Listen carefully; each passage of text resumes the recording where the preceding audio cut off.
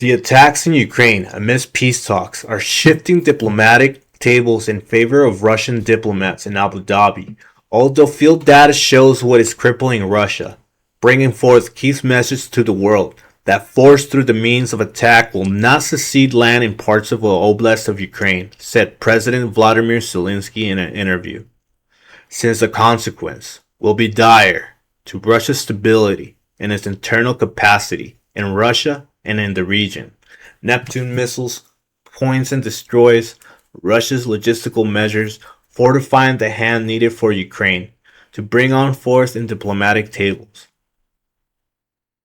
In turn, Vladimir Putin projects power in the military, although cities in Russia are in dire need of support as production is stagnated by Ukrainian attacks.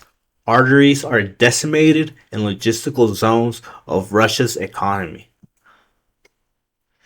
During power outages that have crippled Russia's signaling systems, forming a basis of stranded supplies needed in the front lines, creating a military complex in need of fuel and food supply, burying and paralyzing it from conception. Systems made to diplomatically choke measures of control that could lead an end to the war in Ukraine. Sanctions decrease the war economy since the cost of a loss of 46% in fluctuation damages. Limit purchases of equipment needed for repair. All this shakes the foundation of Russia's military power against the Western hegemony.